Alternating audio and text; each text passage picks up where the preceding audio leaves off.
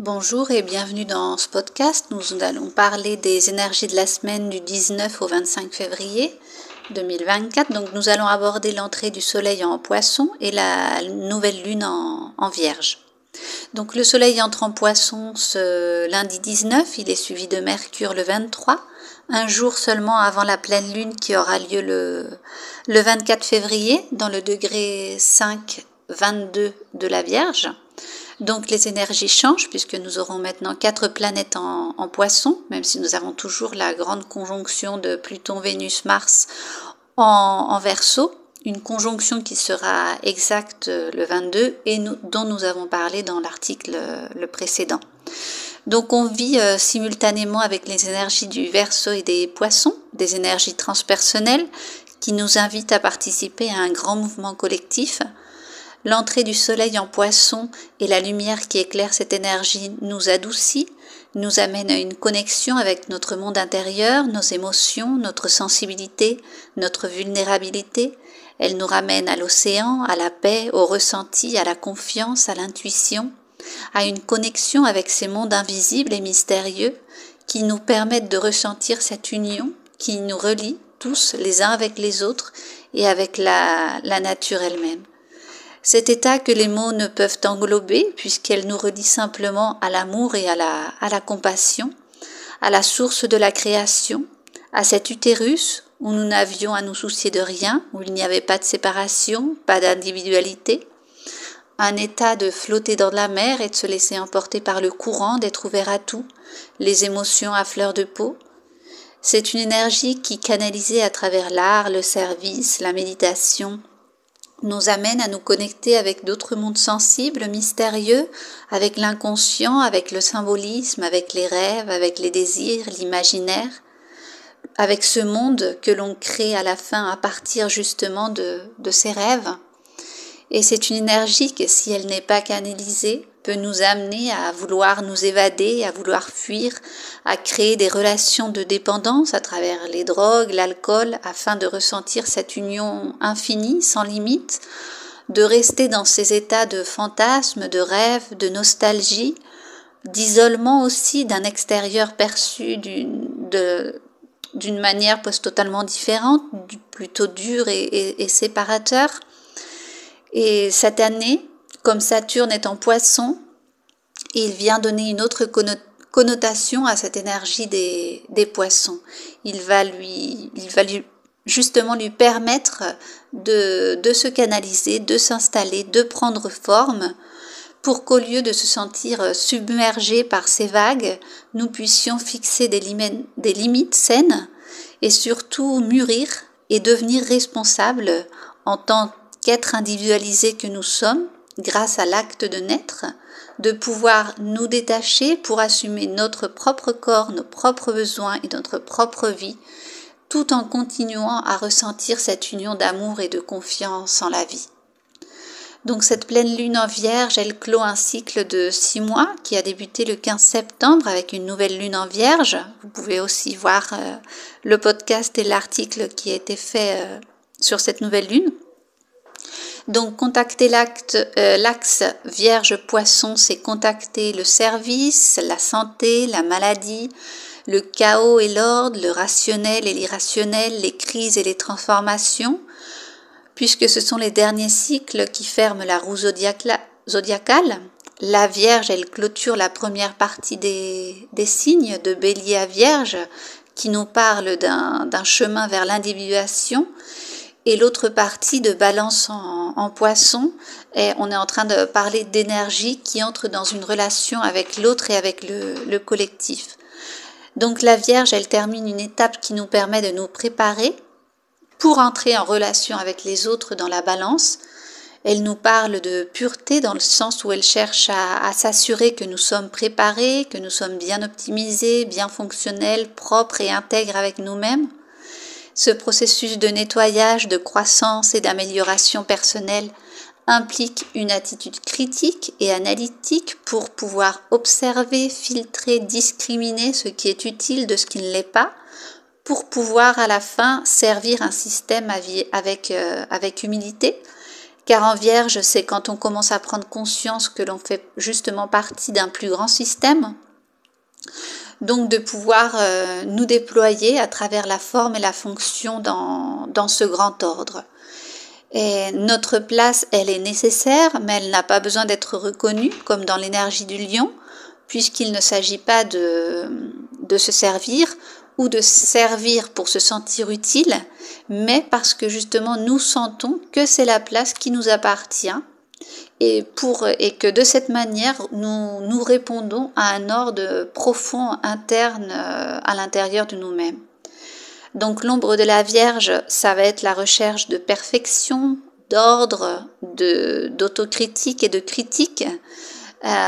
pour vouloir établir nous-mêmes l'ordre avec un certain contrôle qui nous permette de sentir justement que nous existons, que nous servons à un but et que tout doit être en ordre justement pour que tout fonctionne bien. Et donc c'est pour ça que les signes fonctionnent par axe, non ? Et la Vierge, elle est justement complétée par les poissons, pour nous rappeler que l'ordre, elle vient du flux même des choses. L'ordre est déjà inscrit dans le cosmos, dans la nature auquel nous appartenons et qui nous organise, et non pas de l'ordre que nous voulons établir, mais justement à partir de cet ordre inhérent invisible qui opère en nous. Donc à partir de là, par exemple, l'astrologie, parmi d'autres voies aussi, prend sens, justement pour prendre conscience de la participation dans cet ordre plus grand et pour pouvoir découvrir ce que nous venons apporter et les défis et les transformations auxquelles nous devons faire face. Quant aux poissons, eux, ils ont besoin de se compléter avec la Vierge, non, pour ressentir la connexion avec le corps, avec la terre, à pouvoir réaliser des activités quotidiennes, concrètes, rationnelles, pour pouvoir canaliser toute cette sensibilité et pour pouvoir nettoyer aussi toute la matière inconsciente qui nous fait des fois se répéter une vie un peu en boucle, justement. Donc le thème de l'ordre et du chaos n'existe en fait qu'en raison du système dual dans lequel nous évoluons, mais ils appartiennent en réalité l'un à l'autre. Donc la problématique qui est proposée par cet axe, c'est le lien avec notre propre ordre interne, ce dont nous avons besoin pour nous sentir bien, nos soins personnels, notre équilibre émotionnel, mental et physique. Si je mets de l'ordre à l'intérieur de moi, les choses à l'extérieur vont changer et vice-versa. Le fait que les choses changent à l'extérieur m'invite à m'organiser à nouveau à l'intérieur. La question du service aussi est un autre thème clé de cet axe, un service qui devient souvent un sacrifice ou un besoin de se sentir utile. Et l'intégration qui nous est proposée justement grâce à cette pleine lune, c'est de prendre conscience à la fin du caractère sacré de nos actes quotidiens qui nous permettent de sortir de cette victimisation qui est typique aussi de cet axe et qui implique aussi le besoin de prendre soin de soi, non, le besoin de son propre équilibre intérieur, d'où ce besoin d'avoir un regard introspectif, humble par rapport à nous-mêmes, pour développer des compétences spécifiques qui recherchent une plus grande croissance personnelle, pour pouvoir drainer et canaliser tous ces aspects inconscients, ancestraux et collectifs. Ainsi, le travail, le service que je vais offrir au monde ne se fera plus pour se sentir utile ou pour pouvoir ordonner ma vie à travers d'une routine, mais plutôt l'ordre se construira de l'intérieur, non, à partir de cette conscience de mes besoins à tous les niveaux qui permettra aux choses de s'ordonner autour de moi et le chaos ne sera plus vu comme tel, mais comme un mouvement inhérent à la vie qui fait bouger justement les choses pour répondre à un ordre plus grand. Donc évidemment, la santé et la maladie, ils prédominent aussi dans cet axe, puisque ces déséquilibres vont se répercuter sur notre santé mentale et physique. Donc cette pleine lune nous amène à une introspection, à un regard intérieur sur comment est notre corps, comment est notre santé, si nous nous sentons en équilibre, en ordre, comment nous menons notre vie quotidienne, notre travail, notre service. On peut voir justement les résultats d'une certaine manière de ce travail qu'on a fait pendant ces 6 mois depuis la nouvelle lune. Si on a pris soin de nous, si on a répondu à nos besoins physiques, émotionnels et mentaux. Elle nous montre ce que nous devons changer pour nous sentir plus en intégrité avec nous-mêmes. Elle nous rappelle que nous vivons dans un corps, sur Terre, avec tous les besoins que cela implique, et qu'à la fin, tout circule lorsqu'on occupe la place qui nous revient et qu'on accepte l'ordre plus grand auquel nous appartenons. Et qu'il y aura toujours des aspects dans notre vie que même si nous voulons améliorer, analyser, comprendre, pour pouvoir avoir un certain contrôle, eh bien, il y aura toujours un ordre inaccessible, mystérieux, irrationnel et incompréhensible. Donc cette pleine lune nous invite à ressentir aussi nos limites et pouvoir façonner ce qui peut être et rejeter ce qui ne peut pas. Puisque bien que le potentiel soit infini, la forme et la matière s'y le sont, que souvent la maladie est un chemin possible vers cette humilité, cette acceptation de ce qui ne peut pas être, tout en ayant foi et confiance totale en la vie. De pouvoir s'ouvrir pleinement à la vie, comme le suggèrent les poissons, c'est donc aussi prendre en charge les limites qui la contiennent. Et cette pleine lune, elle nous permet justement une guérison de tous les bagages inconscients,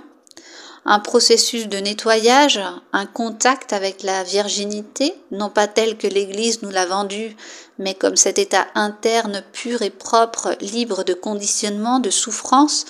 pour qu'il puisse être fécondé par les poissons, c'est-à-dire par l'amour inconditionnel, et que nous puissions servir à partir de là, et non pas à partir de loyauté, de peur, d'insécurité, de manque ou d'attachement.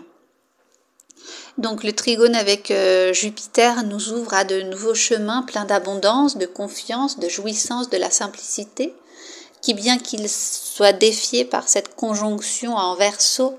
qui appelle au changement, à la nouveauté et à la liberté, et qui nous tensionne intérieurement, entre ce désir de changement et ce désir de sécurité et de stabilité, mais qui nous permet également de pouvoir faire justement ces changements avec les pieds sur terre et de nous montrer à travers cette pleine lune ce que nous pouvons concrétiser et ce que nous ne pouvons pas, que comme on l'a dit avant, que que dans son potentiel tout peut être réalité. La structure sous laquelle nous construisons, mais la structure justement sous laquelle nous construisons et nous développons, celle-ci, oui, elle a des limites qui sont bien sûr qu'on peut les faire bouger, ces limites, si nous nous permettons de briser la structure pour en créer une autre, mais cette autre structure aura de nouveau des limites et ainsi de suite. Donc la question c'est de trouver cet équilibre, entre rester enfermé dans une structure en pensant qu'on ne peut pas en sortir, ou bien tout au contraire créer un environnement libre sans vouloir de limites et ne pas justement pouvoir se développer parce qu'on est complètement dissous, on n'a pas de contour pour pouvoir créer. Et justement avec les poissons, on aspire à quelque chose de toujours meilleur, à ce paradis perdu, à cette symbiose où tout était parfait. Mais lorsqu'on le réalise, eh bien ça devient réalité. Donc il faut à nouveau rêver et on recommence à aspirer à autre chose. Donc l'énergie justement de la Vierge, cette pleine lune, va nous aider et le Saturne en Poisson aussi, va nous aider à pouvoir discerner justement ce que nous voulons vraiment réaliser. Et bien sûr, il faudra lui mettre le temps et le dévouement pour pouvoir le rendre réel. Voilà. Eh bien, je vous remercie beaucoup et on se retrouve la semaine prochaine. Merci.